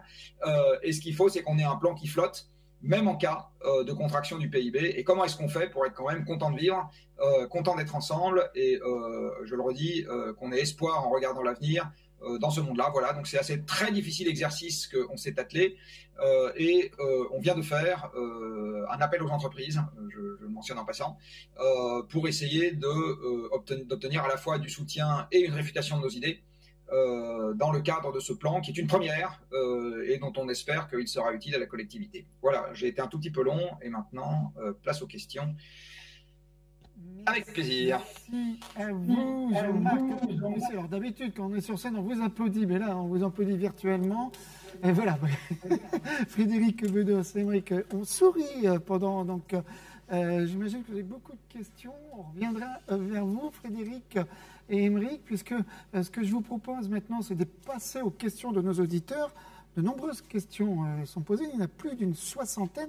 Alors malheureusement, on ne pourra pas y répondre, et vous non plus, Jean-Marc Jancovici, toutes aujourd'hui. On va les garder donc de côté et on pourra donc les traiter après avec vous. Alors j'en ai une, la première question. Ariane, on va donc regarder aussi avec vous les questions de nos auditeurs.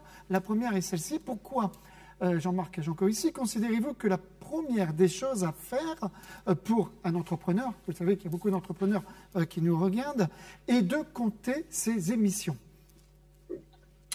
Alors la première des choses à faire quand on a un problème, c'est de disposer d'une méthode qui permette de comprendre à quelle distance on est du problème, j'ai envie de dire, où l'entité dont on a la charge est à quelle distance elle est du problème.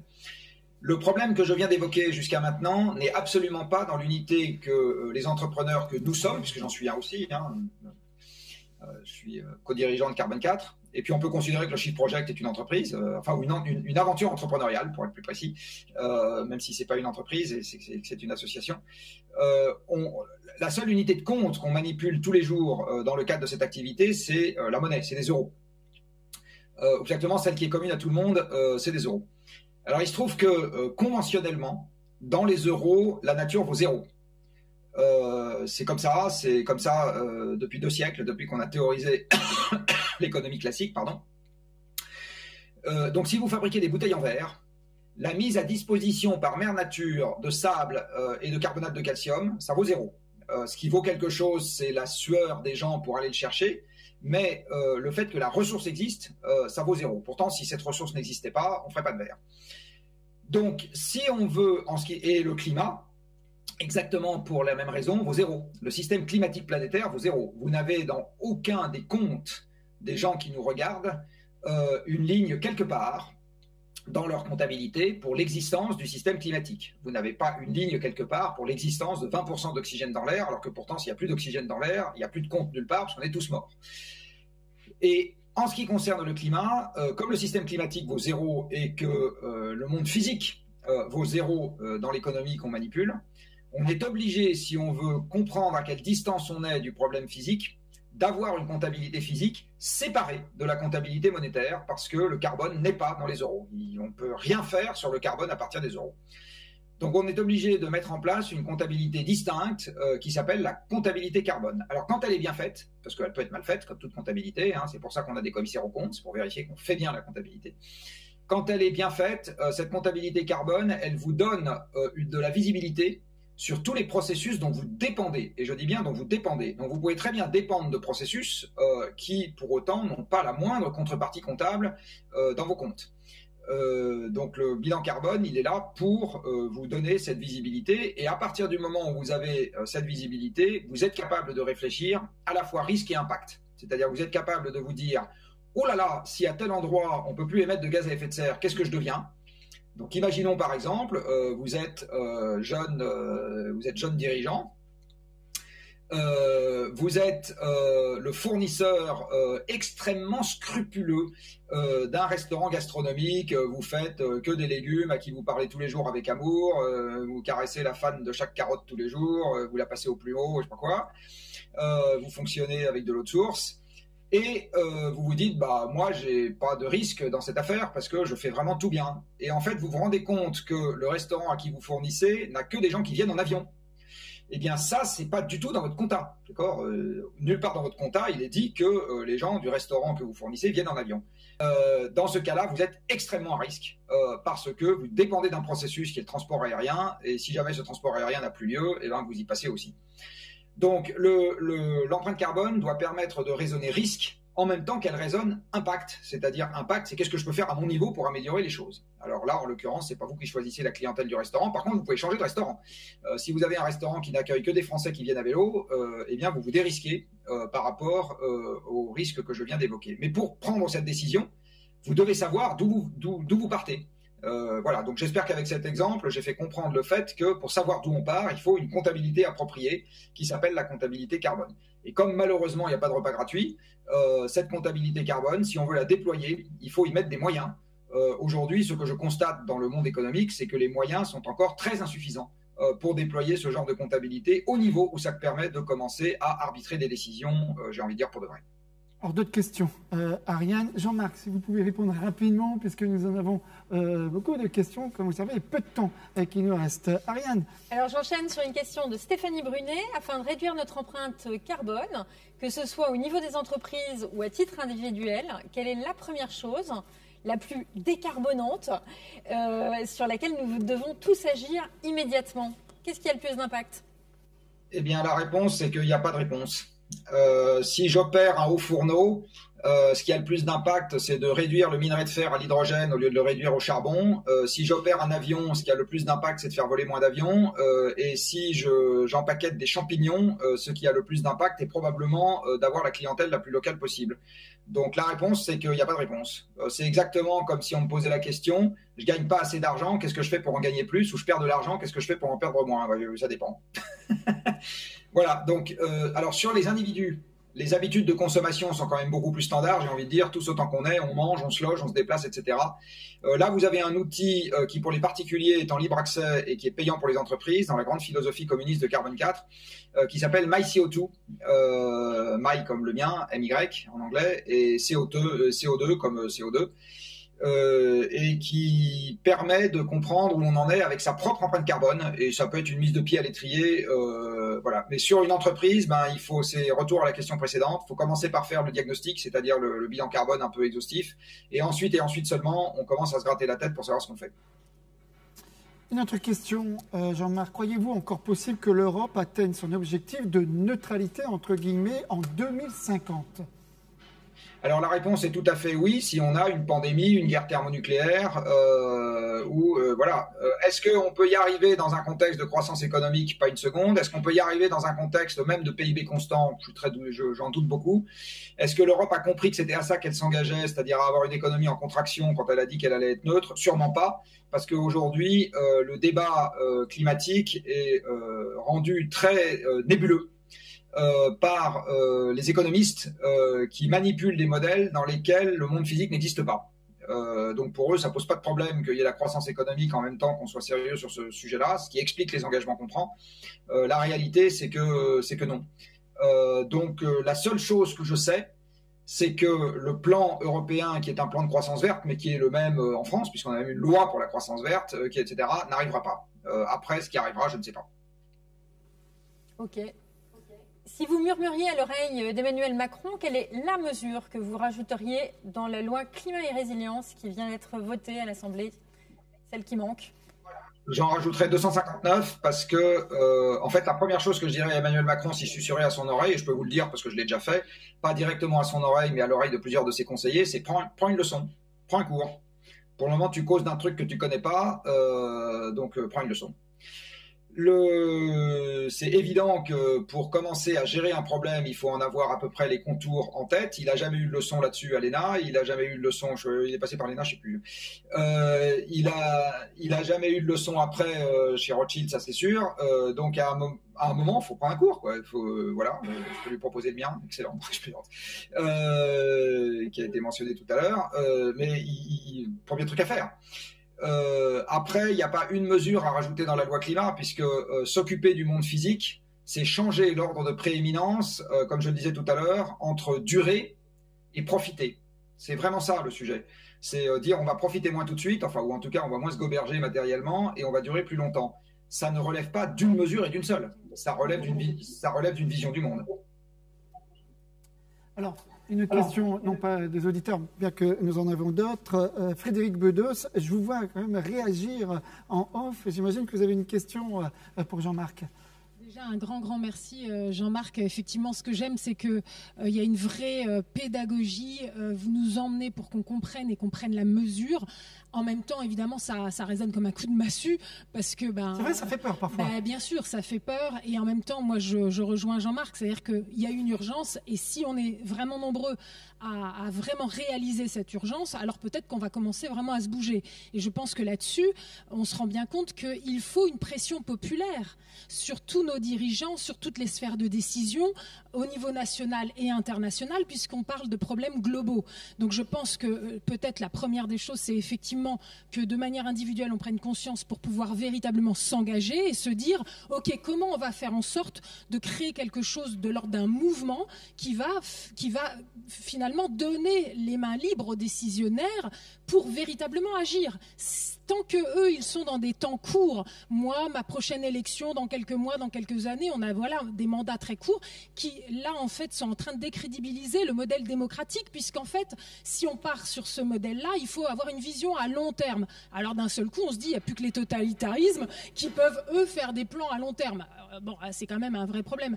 Donc, il y a un vrai sujet de géopolitique et de manière de gérer le monde. Ça, c'est la première chose. Et donc, je pense qu'aujourd'hui, justement, à l'ère des réseaux sociaux, à l'ère d'une jeunesse qui, elle, est totalement connectée et globalisée, enfin, en tout cas, qui a une vision d'une citoyenneté mondiale, il y a quelque chose là qui se joue.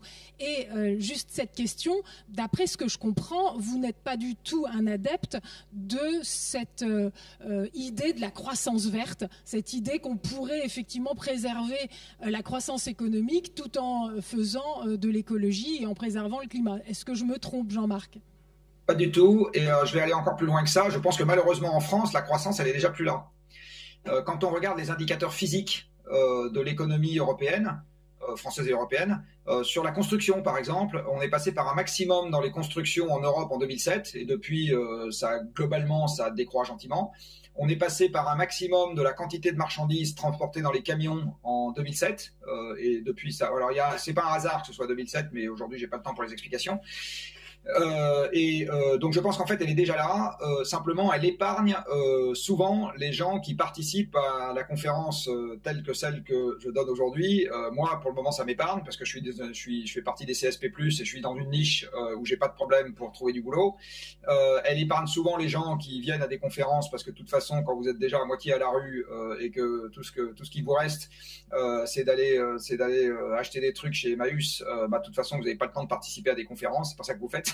Donc souvent les gens dans les conférences s'en rendent pas compte parce qu'ils font partie des privilégiés qui sont encore épargnés par l'évolution. Mais il suffit de regarder l'évolution de la carte électorale ou un certain nombre d'indicateurs pour se rendre compte que le problème en fait il est déjà là. Donc la croissance elle est déjà en pratique partie depuis 2007. Depuis on a essentiellement de la fausse croissance, de l'inflation d'actifs, les mètres carrés qui augmentent, etc. Mais c'est de la vraie croissance, les tables, les chaises, les voitures, c'est déjà terminé quelque part. Mais c'est pas une raison pour être désespéré. Donc ce que je crois, c'est qu'il est surtout urgent de comprendre où sont le cadre dans lequel, de comprendre où est le cadre dans lequel il faut raisonner et de s'atteler à la tâche pour de vrai, et donc de commencer par mettre du jus de cerveau là-dedans, ce que pour le moment nous ne faisons pas. Sur le monde politique, oui, en démocratie, le monde politique réagit, s'adapte aux pressions qu'on peut lui envoyer. Alors, je fais pas ça souvent d'habitude, mais je vais le faire pour une fois.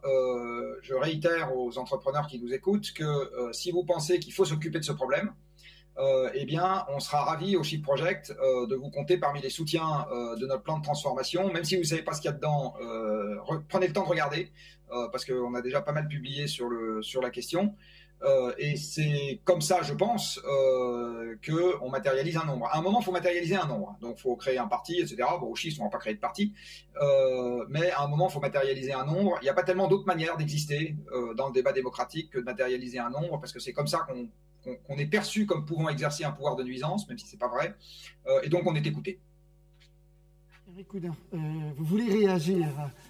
Oui, je voulais réagir parce que c'est très à propos par rapport à ce que Jean-Marc disait et par rapport à ce que Frédéric, tu disais tout à l'heure. C'est déjà, nous, il y a deux postures. On parle des politiques, mais je pense qu'aujourd'hui, si on est là aussi, c'est parce qu'il faut intégrer qu'on ne doit rien attendre des politiques.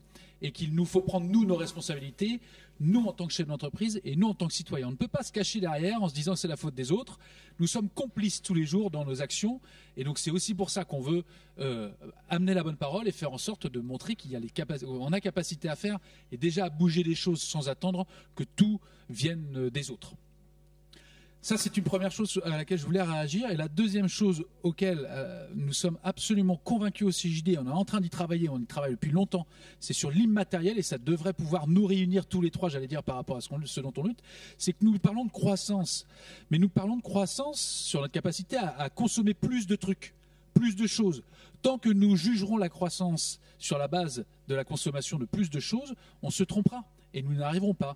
Et si toutefois nous jugions la croissance d'une société sur l'immatériel, sur ce qui nous rend plus heureux, sur la notion du bonheur qui est très subjective, mais sur des choses qu'on pourrait, sur le capital humain, on parle de capital humain dans nos entreprises, on parle de bien-être.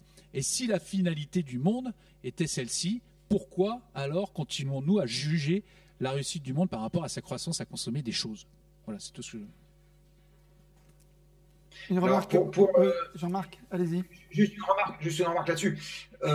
En fait, le problème, il est souvent de l'autre côté de la barrière. Je vais prendre un exemple. Imaginons qu'une partie des gens se disent tiens, j'habite en banlieue.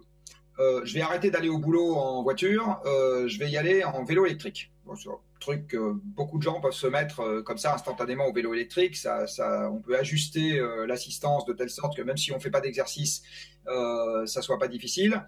En fait, en plus, donc on se mettra à faire un peu d'exercice, c'est plutôt bon. Ça va coûter moins cher, parce qu'un vélo électrique, c'est 1500 ou en gros 1500 €. Une voiture une voiture neuve, c'est plutôt entre 10 et 20 000. Bon, bref. La question à ce moment, c'est que justement, comme le vélo électrique vaut moins cher que la voiture, c'est qu'est-ce qu'on fait des gens qui fabriquent des voitures actuellement, parce qu'il n'y en aura pas besoin d'autant pour fabriquer des vélos électriques, puisque c'est moins cher. Et en fait, c'est de ce côté-là, en général, qu'il faut chercher la résolution du problème. Donc, la déconsommation, pour reprendre le terme, ou un terme, va de pair avec comment est-ce qu'on reconvertit les gens, vers quoi on les dirige, comment est-ce qu'on boucle l'équation et on fait en sorte que si les gens gagnent un peu moins, eh bien, leur charge baisse aussi et que du coup, ils ne soient pas pris à la gorge. Et c'est autour de ce genre de questions qu'on va notamment travailler dans le cadre du plan de transformation de l'économie française, parce que c'est souvent les angles morts dans les raisonnements militants en disant on ne se porterait pas plus mal si on avait moins. Oui, ça peut être vrai, mais tant qu'on n'a pas bouclé de l'autre côté, il y a un pan du raisonnement qui n'est pas couvert. Et ça fait peur à tout le monde, parce que les gens comprennent bien que si on consomme moins, on fabriquera moins, et que si on fabrique moins, il y a un risque pour leur job. Donc ça, c'est un truc qu'il faut absolument qu'on traite, et ça va être vraiment un gros point d'investissement intellectuel, j'entends, dans le plan qu'on est en train d'essayer de mettre au point. Une question de nos auditeurs, comment faire entrer toutes ces pédagogies au sein des organisations? La pédagogie, suffit-elle pour faire passer à l'action? Déjà, la première question. Et évidemment, le tout sans faire peur à nos dirigeants, aux dirigeants. Alors la réponse, est-ce que ça suffit pour faire passer à l'action? Non. Les gens qui vont rapidement passer à l'action après un effort de pédagogie, c'est ceux qui vont se rendre compte que ce qu'ils sont déjà en train de faire est plutôt du bon côté de la barrière. Alors à ce moment-là, ceux-là, ils vont redoubler d'efforts, ils vont devenir beaucoup plus militants, ils vont dire regardez comme c'est important de s'occuper du problème, et tant mieux. Les autres, il y en a quelques-uns qui vont commencer à avoir des problèmes existentiels, ils vont y réfléchir, le matin en se rasant, là comme l'autre, 1 fois, 2 fois, 3 fois, 4 fois, 5 fois, 10 fois, et puis après il y aura un déclencheur. Souvent qui va venir se rajouter à la pédagogie. Alors le déclencheur, ça peut être pour les gens qui ont mon âge, leur enfant qui leur passe une danse, ça c'est un déclencheur assez efficace. Vous pouvez avoir une rencontre personnelle, il y a souvent un élément personnel dans le fait de passer à l'action, à un moment ou à un autre. Dans les dirigeants de grandes entreprises, comme en général ils ont du patrimoine, des fois il y en a un, il a un bout de forêt, puis il a vu son bout de forêt cramé, mangé par les scolytes ou je sais pas quoi, ou il a un bout de ferme, où il est arrivé la même chose. Donc la pédagogie, c'est un élément supplémentaire qui vient se rajouter dans le dispositif. Bien évidemment, elle ne prétend pas à elle toute seule faire passer à l'action, mais elle est indispensable. Elle est indispensable parce que sans elle, les gens vont passer à l'action, mais ils vont pas comprendre exactement ce qu'ils font, et ils ont toutes les chances de taper au hasard. Et taper au hasard, ça peut faire empirer les problèmes et non pas les résoudre. Et donc c'est une brique indispensable. C'est loin d'être la seule, mais c'est une brique indispensable. Sur les dirigeants, j'ai déjà répondu à moitié tout à l'heure. En fait, le problème, c'est malheureusement long, mais je connais pas d'autre manière de faire, se reprend à la base. Tant que vous n'avez pas changé la base, vous n'avez pas changé la tête. C'est très très difficile dans un mouvement quel qu'il soit, où souvent vous avez des élections à un moment ou à un autre. Il y a des élections à la CFDT, dans les syndicats de salariés, vous avez des élections au sein des assemblées générales, vous avez etc. Donc tant que vous avez un processus électif, il faut repartir de la base. Et donc Frédéric a tout à fait raison de faire remarquer qu'il y a les monarchies et les dictatures qui échappent. La démocratie est une création récente dans l'histoire des hommes, et elle est apparue au même moment que la croissance économique est apparue. Donc ça devrait vraiment nous faire réfléchir. Là aussi, je pense qu'il est urgent de bien réfléchir à la façon dont on peut conserver un monde démocratique dans un univers en contraction économique. Ça va pas être simple. Une autre question des auditeurs, Ariane? Alors j'enchaîne. La prise de conscience sur cette réalité est heureusement de plus en plus partagée, notamment par les jeunes générations. Quels conseils pour eux face à l'anxiété et au sentiment d'impuissance que cela provoque? Alors les jeunes générations, ils sont très ambivalents sur ce sujet, parce que c'est les jeunes générations qui sont les plus vocales, on va dire, sur le problème que je viens d'évoquer. Mais dans un certain nombre de domaines, c'est aussi les plus gros consommateurs compulsifs. C'est les jeunes surconsomment de l'avion, par exemple, par rapport aux autres classes d'âge. Dans l'électronique, c'est aussi des consommateurs, j'ai envie de dire, proportionnellement très importants. Or, l'empreinte carbone du numérique est loin d'être négligeable.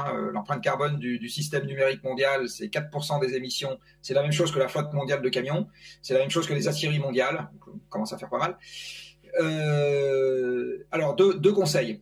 Le premier, c'est que pour avoir des perspectives pour l'avenir, il y a à la fois la question de l'activité professionnelle qui est très importante, c'est-à-dire comment est-ce que j'arrive à marier mon activité professionnelle avec quelque chose qui fait sens pour résoudre ce problème.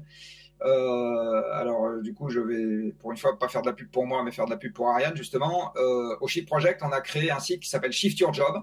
Alors pour le moment, c'est très orienté emploi de cadre. Dans mes rêves les plus fous, j'aimerais bien qu'on arrive à faire ça pour les autres. Mais ça commence à donner des indications pour où est-ce qu'on peut faire des choses qui sont un peu raccord avec le problème à traiter. Et puis, il y a une deuxième chose qui est importante, c'est de ne pas rester seul.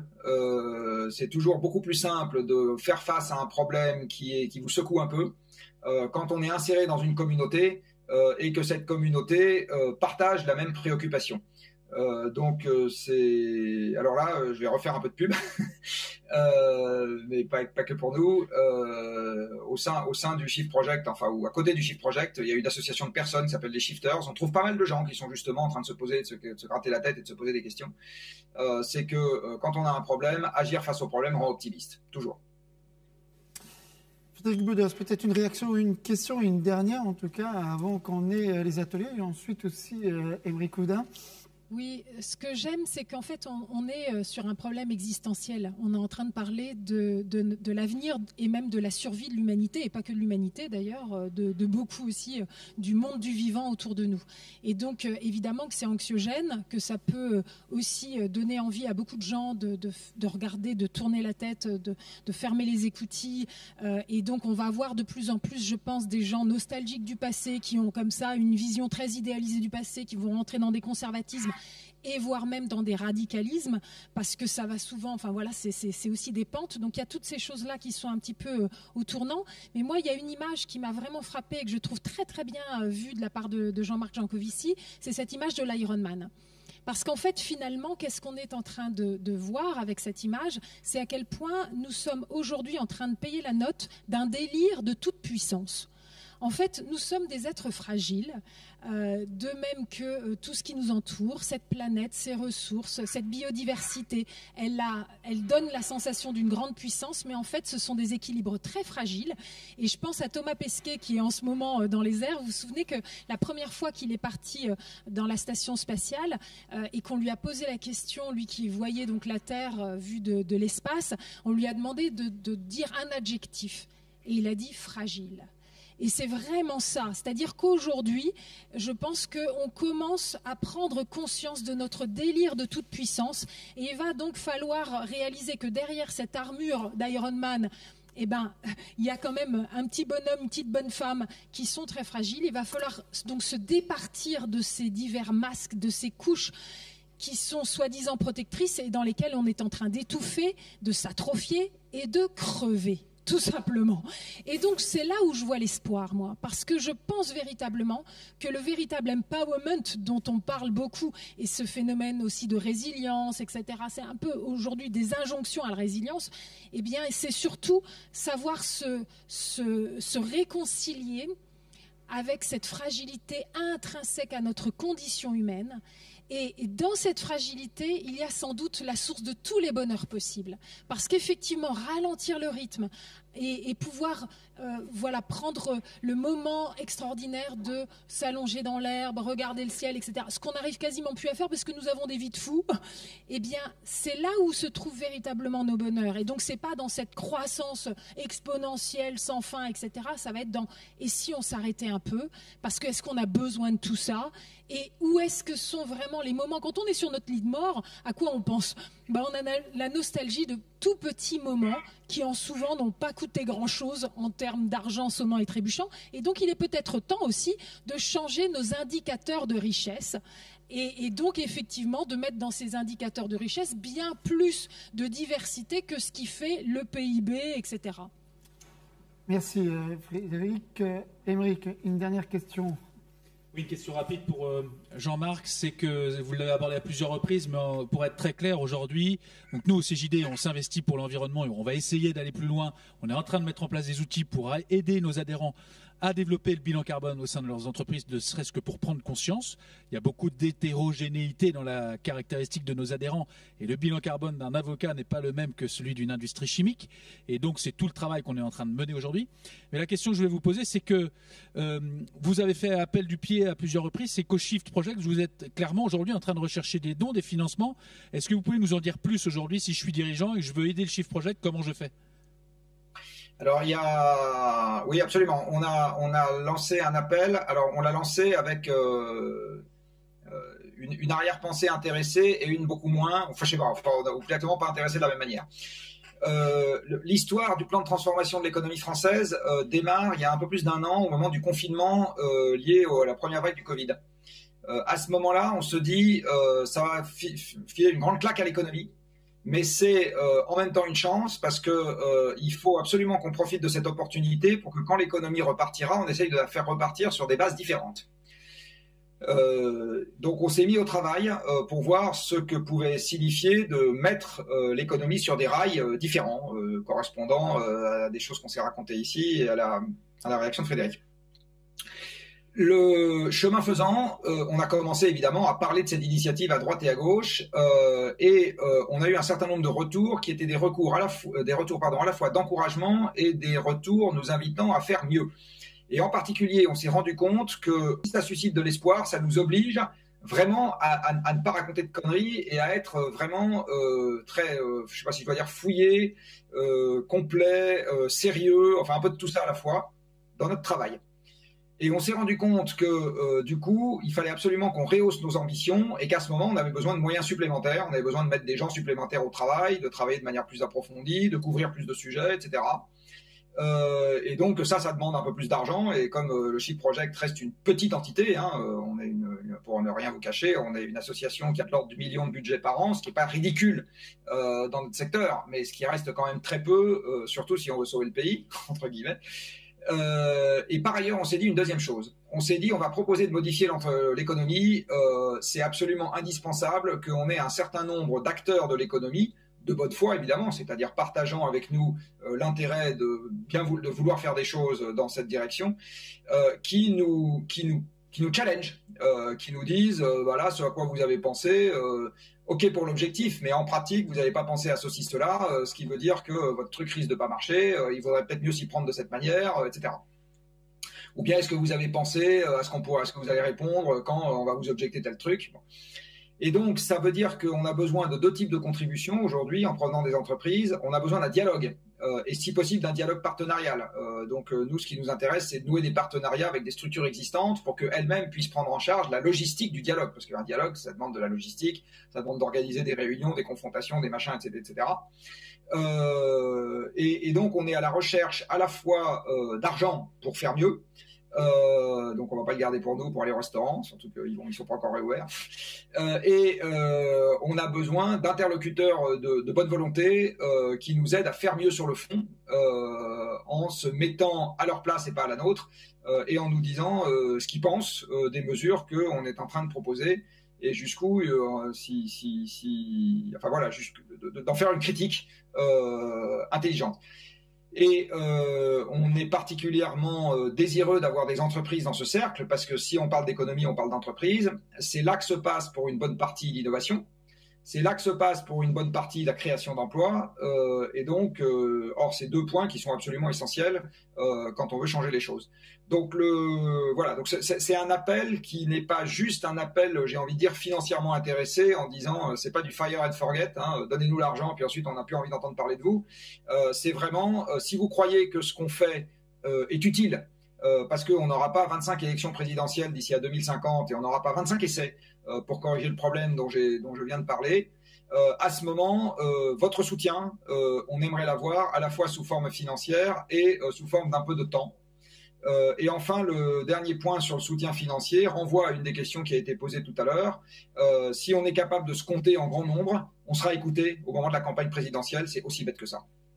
Merci à vous, Jean-Marc Jancovici, pour les échanges et puis aussi pour votre conférence. On aurait bien aimé, oui, on l'applaudit ici sur le plateau et vous garder un petit peu plus, mais malheureusement le temps passe et c'est la parole aux entrepreneurs dans quelques instants parce qu'il va y avoir les ateliers. Merci Émeric Audin, on se retrouve tout à l'heure pour la table ronde et aussi vous, la marraine, donc Frédéric Bedos. Ariane, on passe à l'action ? Eh bien, tout à fait. Maintenant que le problème est bel et bien posé, merci encore Jean-Marc, il est temps de passer à l'action. Comment agir dans son entreprise pour le climat? Nous vous proposons de vous accompagner dans vos premiers pas au travers de 6 ateliers sectoriels qui se dérouleront en parallèle. Restez connectés, vous allez pouvoir rejoindre l'atelier de votre choix en fonction de votre secteur d'activité en cliquant sur une des options qui vous seront proposées. Alors c'est parti pour les ateliers, on se retrouve à 17h30 précisément ici en direct du parc du Futuroscope pour la suite de notre programme. À tout à l'heure.